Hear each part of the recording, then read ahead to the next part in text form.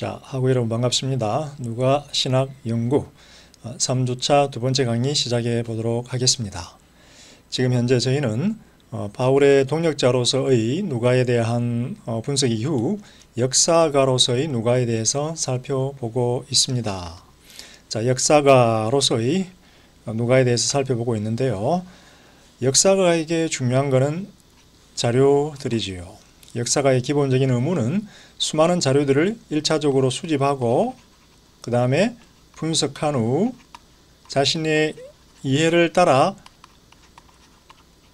정확하게 제시하는 게 역사가의 의무입니다. 누가복음 같은 경우는 마가, 큐 그리고 누가의 특별한 자료들로 구성되어 있다고 보는데요. 제가 요거를 조금만 여러분들에게 설명해 드리도록 하겠습니다. 두 가지 자료, two source hypothesis라고 합니다. two source hypothesis. 두 가지 자료 가설이라고 해야 되나요? 두 자료 가설 혹은 네 자료 가설이라고 해야 되는데요. 일단 누가복음하고 마태복음은 자신들 앞에 마가복음하고 큐라고 하는 가상에 예수님의 말씀 가르침들이 sayings source라고 하는데 큐라고 하는 가상에 자료가 있다라고 이렇게 봅니다. 그래서 마가와 누가는 마가 그리고 큐를 다 알고 있었다. 마태도 마가와 큐를 다 알고 있었다라고 그렇게 생각을 합니다. 그래서 두 가지 자료, 두 가지 소스 가설.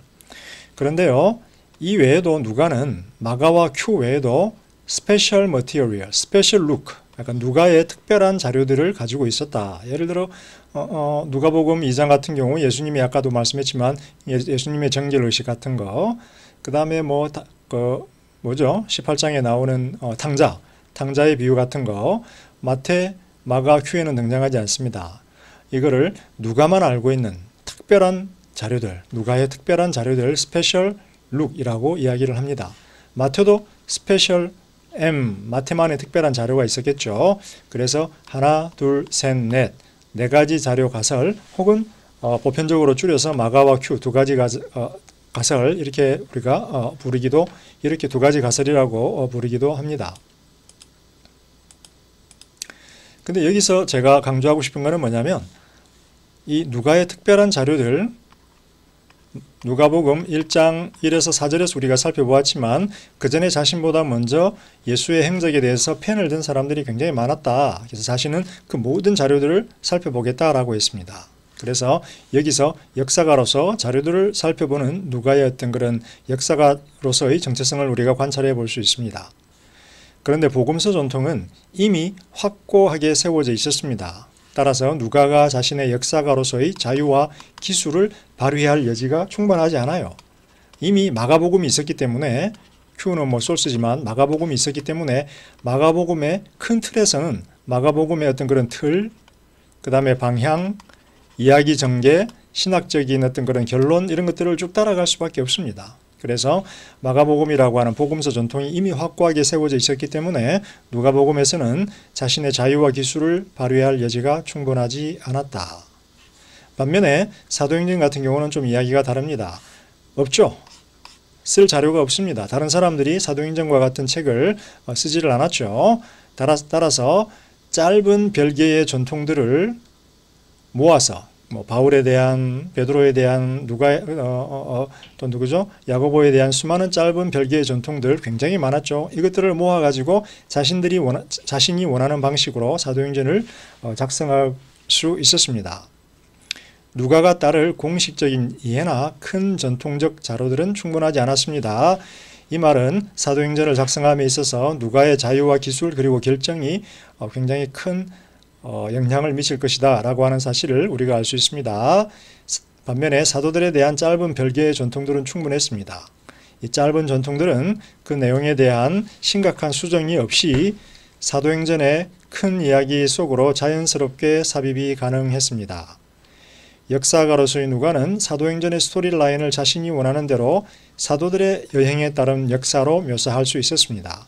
따라서 사도행전을 묘사하기 위해서, 사도행전을 쓰기 위해서 누가는 먼저 하나님의 구원 이야기,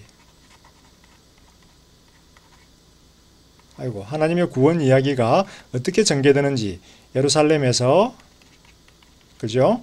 땅끝까지 어떻게 전개되는 것인지에 대한 기본적인 이야기를 구성을 합니다. 사도행전 1장 8절이죠. 예루살렘에서 땅끝까지.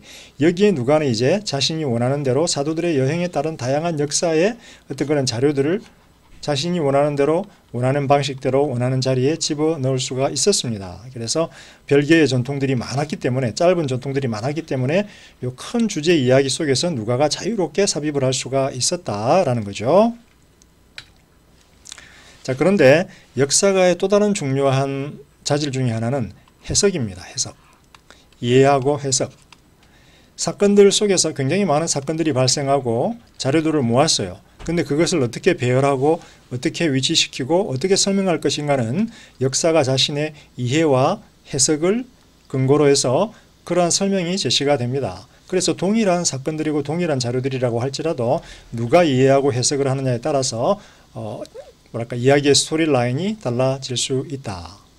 그런데 사도행전의 경우 누가복음은 좀 뻔하죠. 예수님의 이야기이기 때문에 누가가 크게 그 이야기를 바꿀 수는 없습니다.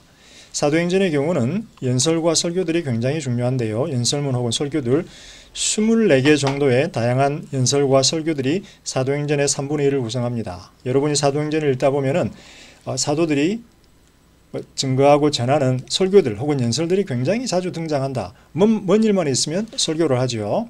예를 들어서 사도행전 2장 같은 경우 오순절 사건 2장 1에서 4에 불과합니다. 근데 베드로가 5절부터 47절까지 설교, 47절에 44절까지인가요? 긴 설교를 베드로가 하게 됩니다. 근데 여기서 중요한 거는 연설과 설교들은 개개의 원래 문맥들이 있죠. 그 연설이 등장했던 문맥이 있는데 책의 전체적인 문맥을 통해서 누가의 의도를 반영하도록, 이게 중요하죠. 누가의 의도를 반영하도록 수정이 됩니다. 누가의 의도를 반영하도록 수정이 되는데요. 약간씩 자료들이 원래 이렇게 모양들이 있는데 누가의 큰 이야기 속에 맞추어야 되기 때문에 예를 들어서 요런 돌도 있고 요런 돌도 있다고 생각해 보세요. 요런 돌도 있고 누가의 큰 이야기 속에서 맞춰야 돼요. 얘를 맞추려고 하니까 끝에 부분을 약간 잘라서 이렇게 위치하고, 얘는 이 부분을 조금 잘라서 이렇게 위치하고, 얘도 이 부분을 잘라서 이렇게 위치하고, 혹은 이렇게 생긴 돌이 있다고 생각해 봐요. 그러면 얘는 조금 이렇게 다듬어서 이렇게 만든 다음에 이렇게 자리 엮고, 이런 식으로. 그래서 누가는 다양한 별개의 이야기 연설들을 조금씩 수정해서 자신의 문맥에 배치시킨다. 이렇게 해서 자신이 원하는 의도를 반영하도록 수정한다. 자신의 의도는 뭘까요? 자신이 이해하는 하나님의 구원사죠. 자신이 이해하는 하나님의 구원사를 따라서 내용들을 배치시킨다라는 거예요. 재미있는 현상이 하나 발생하는데요. 사도행전 17장 16절과 22절에 보게 되면 바울이 여행을 하다가 아테네에 등장을 하게 됩니다. 근데 여기서는 16절에서는 바울이 그들의 수많은 신들을 보면서 개탄해 마지 않습니다. 우상숭배라는 거죠. 근데 설교하면서 22절에서는 너네들이 종교심이 참 뛰어나다, 좋다. 그런데 창조주 하나님에 대해서 너네들이 아직 모르고 있구나. 창조주 하나님에 대해서 알아라 라고 이야기합니다. 여기서는 우상숭배한다고 개탄했다가 여기서는 종교심이 좋다고 칭찬을 하죠. 상호 충돌입니다. 모순이죠. 이거를 어떻게 해석을 해야 될까? 누가는 개개의 원래 문맥보다도 전체적인 흐름을 봅니다. 여기서 누가는 무엇을 보냐면 아테네의 중요성을 보지요. 그리스 선교에 있어서 아테네의 중요성을 보고 그리스에 있어서 아테네의 중요성을 봅니다. 그래서 우상숭배와 종교심에 대해서도 두 가지를 기록하지만 결국은 이 부분에 대해서 창조주 하나님에 대한 선교의 근거로 이 부분을 더 강조하게 됩니다. 둘 다 였지만 더 강조를 하고 이 부분을 약화시키는 거죠. 그리고 여기서 누가가 또 보는 것은 아테네의 중요성이다. 그리스 선교를 위해서. 그래서 특정한 순간의 역사적인 상황의 1차적 의미보다도 초역사적인 의미, 이런 거예요. 의미에 대한 누가 자신의 영감과 해석을 제공하고자 한다. 이런 거예요. 인간의 역사가 흘러가요. 그래서 크고 작은 사건들이 발생을 하는데 이 사건은 이런 의미가 있고 이 사건은 이런 의미가 있고 얘는 우상숭배, 얘는 종교심 이런 식으로 해요. 근데 누가에게 중요한 거는 얘 하나하나가 어떤 문맥에서 어떤 의미를 지니는 것보다도 요 인간의 역사를 뛰어넘는 하나님의 구원사라고 하는 거대 서사가 존재해요. 그래서 얘네들이 하나님의 구원사에 어떤 의미를 가지게 되느냐, 개개의 역사적인 의미보다도 이 사건들이 하나님의 구원사에 있어서 중요한 의미를 찾으려고 누가는 노력합니다. 자, 여기서 보면은 예를 들어 사도행전 22장 11에 보게 되면 바울이 변론을 하게 되는데 성전을 더럽혔다라고 하는 유대인들의 침소, 뭐라고 그러죠? 침소니까 뭐라고 그러나요? 고발을 접하게 됩니다. 그러면 여기서 바울은 변론을 하면서 자신이 성전을 더럽히지 않았다라고 변론을 해야 되는데 개인적인 변론 대신에 이방인 선교를 소개하고 왜 자신이 하는 이방인 선교가 정당한지에 대해서 이야기합니다. 어떻게 보면 문맥에 맞지 않죠. 바울이 전하는 어떤 그런 연설은 성전이 더럽혔다라는 문제에 대한 변론이 돼야 되는데 그렇지 않고 이방인 선교를 정당화하는 쪽으로 전개된다라는 거예요. 다시 말하면 누가에게 이 순간 바울이 전하는 설교는 요 성전을 더럽혔다라는 문제와 잘 일치가 하지 않아요. 근데 이 바울의 연설은 사도행전을 관통하는 하나님의 이방인 선교를 소개하고 정당화하는 목적이 있는 거예요. 그래서 요 개인적인 역사가 인간의 역사에서 차지하는 의미가 있는데 이것보다 더 중요한 것은 하나님의 구원사에 대해서 가지고 있는 의미라는 거예요. 그래서 바울의 변론은 성전을 더럽히지 않았다라는 것보다도 더 중요하게 이방인들에게 전해지는 하나님의 구원사에다가 강조점을 두게 된다라는 거예요. 누가가 그렇게 배치시키고 그렇게 해석을 제공하고 그렇게 스토리 라인을 전개해 가고 있다라는 거예요. 누가복음을 해석할 때 가졌던 큰 어려움인데 이렇게 해석을 우리가 할 수 있을 것 같습니다.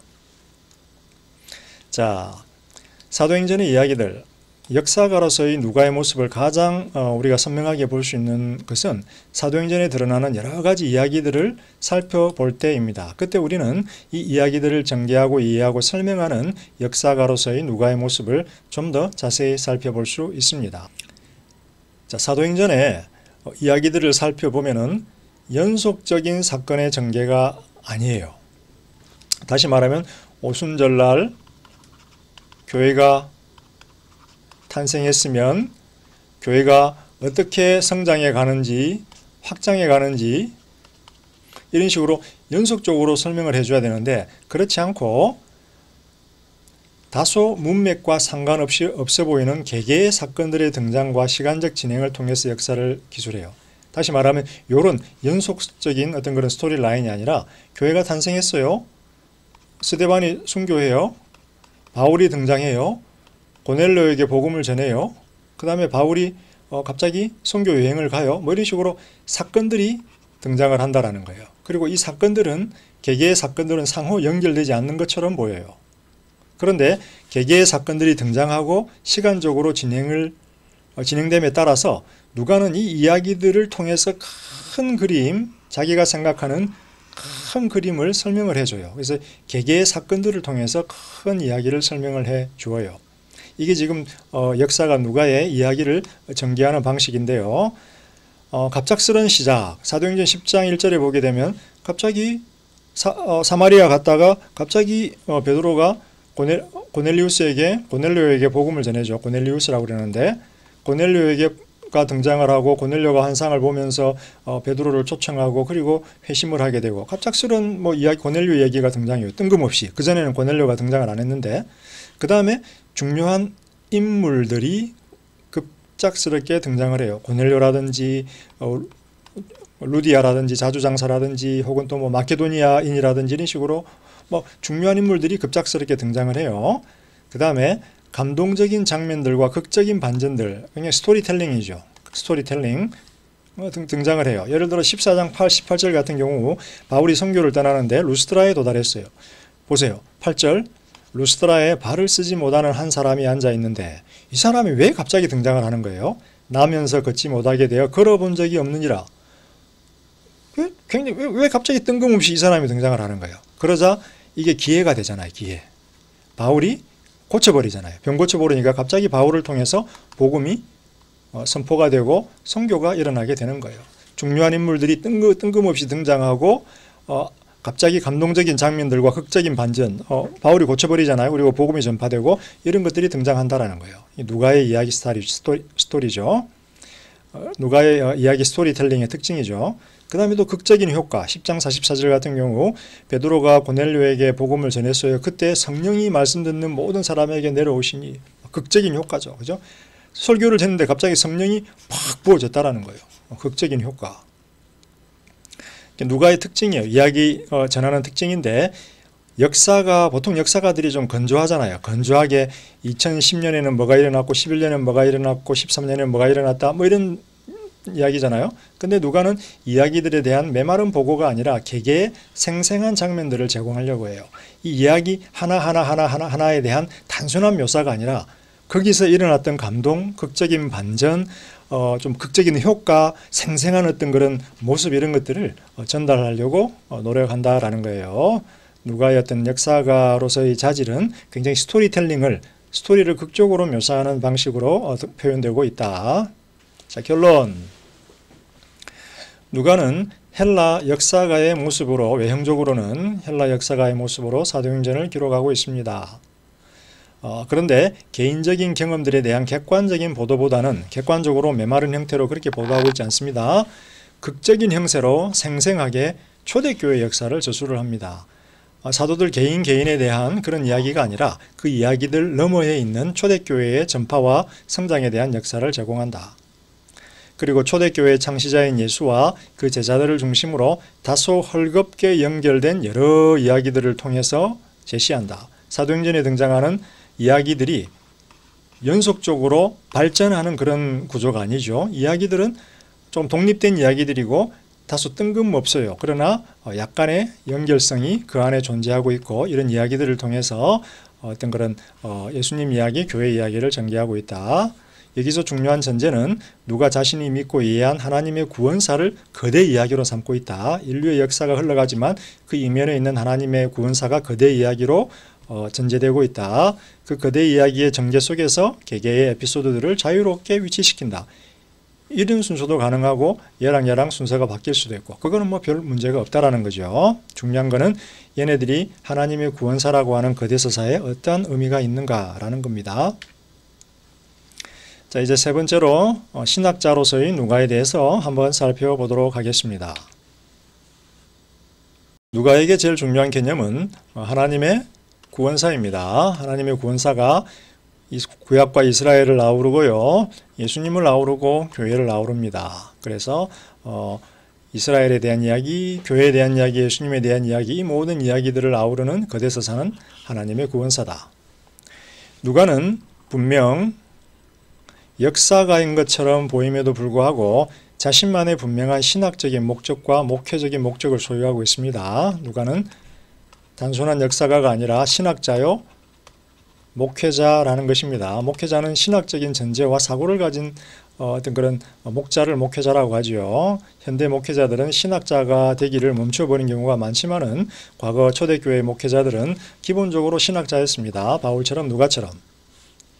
1번, 예수의 구원 이야기와 그의 제자들의 구원 이야기는 연속성이 있습니다. 그죠? 누가복음 24장에서 부활한 예수가 제자들에게 회개하는 복음을 전하라는 거예요. 그리고 사도행전 1장에서 부활한 예수가 제자들에게 내 복음을 들고 땅끝까지 나가라는 거예요. 그래서 제자들은 기본적으로 예수님의 구원 이야기를 확장하고 전개하는 역할을 한다. 누가복음과 사도행전에는 연속성이 존재한다라는 거예요. 왜? 이 두 책은 예수를 통한, 제자들을 통한 하나의 하나님의 구원 이야기를 묘사하고 있기 때문이다라는 거예요. 이스라엘을 향한 하나님의 약속의 성취, 예수를 통해서 그리고 교회를 통해서 하나님의 약속이 계속해서 성취가 되고 있어요. 예수는 교회의 창시자지요. 그리고 교회는 증인들과 예수의 말씀의 일꾼들로 구성이 되어 있어요. 그래서 사실은 이렇게 가야 되겠죠. 이스라엘에 대한 하나님의 약속이 주어졌는데 이 약속은 예수를 통해서 성취가 됐고요. 제자들을 통해서 확장되어져 갑니다. 누가의 목적은 이들의 메시지를 통해서 인간의 구원을 위해서 하나님이 역사하고 있다. 하나님이 역사하고 있는 거죠. 궁극적으로. 이 사실을 보임으로써 믿음을 창출하고 강화시키기 원하는 것입니다. 예수님도 등장하고 말씀의 일꾼들도 등장하고 사도들도 등장하고 이스라엘도 등장하죠. 그러나 이들은 하나님의 구원사에 주도적인 인물이 아닙니다. 물론 주도적인 인물이죠. 예수님 같은 경우, 제자들 같은 경우. 그렇지만 궁극적인 이 이야기를 주도하는 인물은 바로 하나님이라는 거예요. 하나님 자신의 이야기라는 거예요. 하나님의 이야기를 이 땅에서 예수가 하나님을 계시하면서 결정적으로 성취를 하고 증인들이 그 성취를 증거하고 확장하고 있다라는 거죠. 그리고 이 성취는 바로 이스라엘을 향한 하나님의 과거 약속의 성취였다라는 거죠. 자, 2페이지가 더 남아 있는데 속도를 조금 내보도록 하겠습니다. 하나님의 구원사와 병렬 구조. 자, 누가복음하고 사도행전, 예수의 구원 사역과 그에 대한 교회의 선포 둘 다가 필요합니다. 누가의 관점에서는 마태, 마가, 요한과 달리 하나님의 구원사는 예수의 부활에서 끝나지 않습니다. 교회의 선포, 제자들의 선포를 통해서 확장돼 가야 되는 거예요. 그래서 부활한 예수는 성령을 통해서 그리고 성령 충만한 그의 제자들을 통해서 계속 부활한 예수가 역사하고 있는 거예요. 그래서 여기서는 누가복음에서는 예수가 주도적으로 사역을 주도했다면 사도행전에서는 부활한 예수가 자신의 영인 성령을 통해서 제자들에게 역사함을 통해서 이야기를 전개해 갔다는 겁니다. 따라서 이 둘 간의 병렬 구조가 존재하는데요. 예수님이 여기서 보여주는 능력을 제자들도 동일하게 보여주고요. 예수님이 당하시는 고난을 제자들도 동일하게 경험합니다. 그래서 두 가지 사건이 반복해서 발생하는 병렬 구조가 보이게 됩니다. 예를 들어서 스데반이 죽죠. 예수님하고 똑같은 죽임을 당하고 스데반의 설교도 비슷하죠. 그죠? 예수님, 저들의 죄를 묻지 마십시오. 스데반도 마찬가지죠. 그 다음에 예수도 고난받고 바울도 고난받아요. 사역하면서. 이런 식으로 죽음과 고난, 병렬 구조가 발생한다는 겁니다. 그 다음에 기적들도 마찬가지죠. 그죠? 기적들도. 예수님 옷자락 만지니까 그 혈루병 든 여인이 나았잖아요. 바울, 손수건 만지니까 병 났잖아요. 병렬 구조가 존재한다. 예수와 교회의 선포 간의 연속성이 존재하고요. 예수의 선포가 교회를 통해서 실체가 됩니다. 그 다음에 신학자 누가의 구원 이해에서 중요한 거 하나가 뭐냐면 보편성이죠. 보편성. 이방인들을 포함한다라는 거예요. 하나님의 구원은. 그리고 유대인 중심의 갱신된 이스라엘이 아니라는 거예요. 요거 이사야가 묘사했던 거죠. 시온으로 돌아오는 거죠. 예루살렘이. 그리고 이방인들이 그들을 섬기기 위해서 오는 갱신된 이스라엘이 아니다. 이방인과 유대인이 함께 예수 믿음이라는 동등한 조건으로 구성하게 되는 새 이스라엘이라는 거예요. 갱신된 이스라엘이 아니라 새 이스라엘. 동등한 거예요. 이방인, 유대인 우월이 없다라는 거예요. 이런 구도가 아니라는 거예요. 문제는 율법과 할례가 더 이상 요구되지 않는다. 왜? 예수 믿음이 필수적인 요건이기 때문에. 이것은 긴장으로 초대교회에 존재하게 되죠. 그러나 하나님 구원의 보편성이라고 하는 바울의 메시지를 누가는 충실하게 강조하고 있다. 추후에 우리가 좀 더 자세히 살펴볼 겁니다. 성령이 굉장히 중요하게 등장을 합니다. 누가에게. 누가와 사도행전은 성령의 책이에요. 성령이 가장 빈번하게 언급이 됩니다. 성령은 여기서 예언자의 영, 선포에 임한 하나님의 능력으로 기능하지요. 선지자들에게 어떻게 임했나요? 선지자들은 말씀 선포해야 되는데 하나님의 능력이 그들에게 임해서 말씀이 참된 것임을 증거하죠. 제자들, 사도들의 선포에 그렇게 임합니다. 그러나 단순히 성령을 예언자의 영으로 보는 데는 무리가 있죠. 왜냐하면 기본적으로 성령은 그리스도의 영이고 회심하게 만들어줍니다. 굉장히 바울적이지요. 자, 회심하게 하는 영이라는 거예요. 그 다음에 누가 신학에서 중요한 것은 새로운 삶입니다. 회개해야 되죠. 회개해야 되는 겁니다. 탕자에서 보여지듯이. 그리고 회심해야 되고요. 자기 부정입니다. 특별히 부를 포기해야 되죠. 윤리적인 문제에 굉장히 누가는 관심이 많습니다. 누가복음 18장 같은 경우는 한 부자 청년이 와서 묻죠. 어떻게 해야 영생을 받겠습니까? 저는 율법 다 지켰는데요. 예수님의 대답은 뭔가요? 네가 가지고 있는 것을 팔아서 가난한 자들에게 주고 와라. 부자가 천국 가는 것은 낙타가 바늘기 들어가는 것보다 힘들다라는 거예요. 부의 포기, 윤리적인 문제에 대해서 굉장히 누가는 강조합니다. 그리고 교회의 구도, 추후에 자세히 살펴보겠지만 교회의 구도가 바뀝니다. 예루살렘 교회에서는 상징적인 12제자들이 등장을 했는데 시간이 지남에 따라서 예수님의 동생 야고보와 장로들이 실세로 등장을 하고요. 그런데 사도행전으로 넘어가면서 바울이 교회의 중심으로 등장하게 됩니다. 예루살렘 교회에서 이방인 교회로 넘어가게 되지요.